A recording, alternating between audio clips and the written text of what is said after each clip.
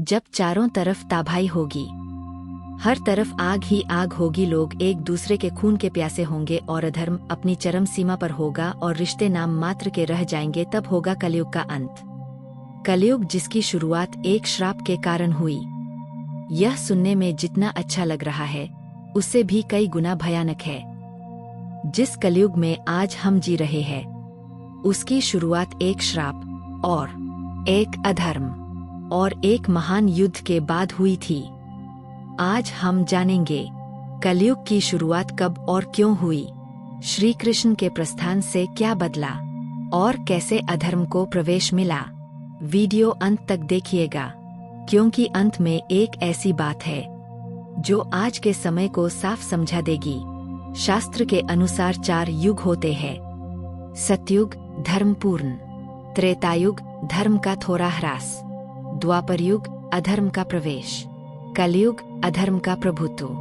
हर युग का अंत अगले युग की शुरुआत करता है।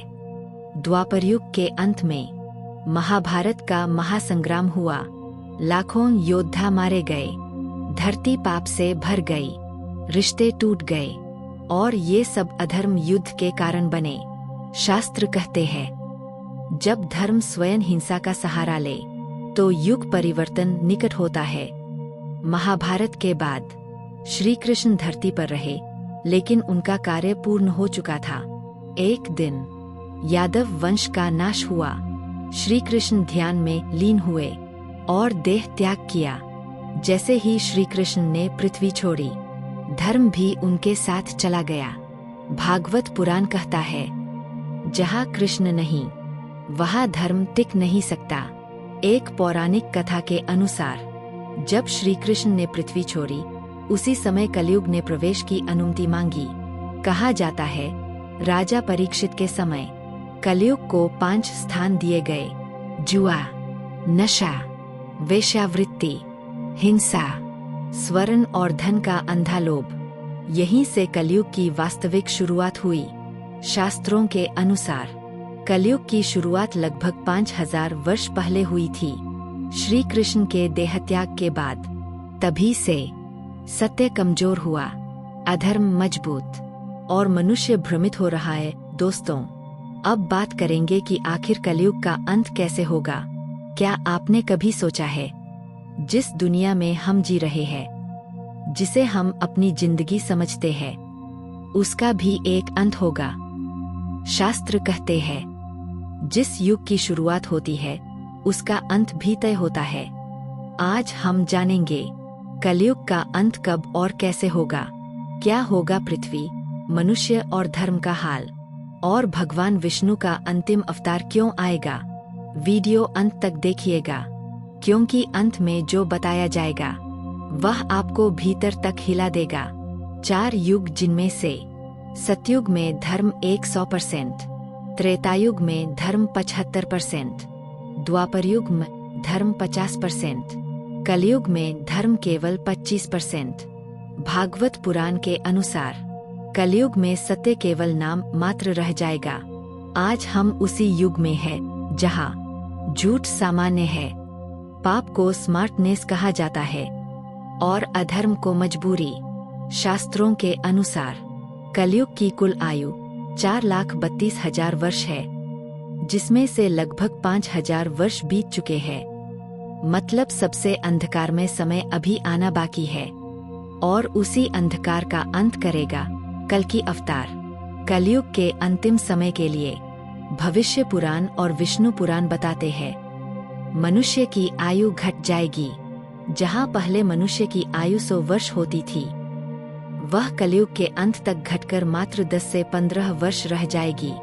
रोग सामान्य होंगे, दवा भी व्यापार बन जाएगी, धर्म केवल दिखावा बन जाएगा, पूजा सिर्फ सोशल मीडिया तक, आचरण में कोई धर्म नहीं होगा, हर तरफ दिखावा होगा, रिश्ते समाप्त हो जाएंगे, माता पिता बोझ और गुरु मजाक के पात्र बनेंगे, विवाह समझौता बनकर रह जाएगा, राजा राक्षस बन जाएंगे, शासक जनता का शोषण करेंगे, न्याय बिकेगा, निर्दोष दबाए जाएंगे। शास्त्र कहते हैं जब अधर्म अपने चरम पर होगा तभी अंत का समय आएगा। प्रकृति में अनेक भयानक परिवर्तन होने लगेंगे। कलयुग के अंतिम चरण में बारिश अनियमित होगी, अन्न दुर्लभ होगा, जल युद्ध का कारण बनेगा, प्रकृति अपना संतुलन खो देगी। भविष्य पुराण कहता है, धरती माँ स्वयं बोझ से कराह उठेगी, मनुष्य ही पृथ्वी का सबसे बड़ा शत्रु बन जाएगा। तब भगवान विष्णु के 10वें अवतार कल्कि अवतार का आगमन होगा, जब कोई धर्म नहीं बचेगा, कोई न्याय नहीं होगा और भगवान का नाम भी मिटने लगेगा। तब भगवान विष्णु अवतार लेंगे। कल्कि अवतार का जन्म स्थान शंभल ग्राम यह होगा। इनके पिता विष्णुयश और वाहन सफेद घोड़ा होगा इनके पास। हथियार तेजस्वी तलवार होगी। कल्कि अवतार पपिया का और अधर्म का विनाश करेंगे, धर्म की पुनर्स्थापना करेंगे, पृथ्वी को शुद्ध करेंगे। यह युद्ध कोई साधारण युद्ध नहीं होगा, यह अधर्म के अस्तित्व का अंत होगा। कैसे होगा कलयुग का अंतिम युद्ध? दोस्तों, कल्कि अवतार अत्याचारी राजाओं का नाश करेंगे, झूठे धर्माचार्यों का अंत, पापियों का सहार। यह युद्ध सीमाओं में नहीं होगा, यह मनुष्य और अधर्म के बीच होगा और फिर कलयुग का अंत होगा, नए सतयुग की शुरुआत। कलयुग के अंत के बाद पुनः सतयुग आएगा। सत्य, दया और प्रेम लौटेंगे, मनुष्य दीर्घायु होंगे, पृथ्वी पुनः स्वर्ग बनेगी। शास्त्र कहते हैं, हर अंधकार के बाद प्रकाश आता है। कलयुग का अंत बाहर नहीं होगा, सबसे पहले भीतर से होगा।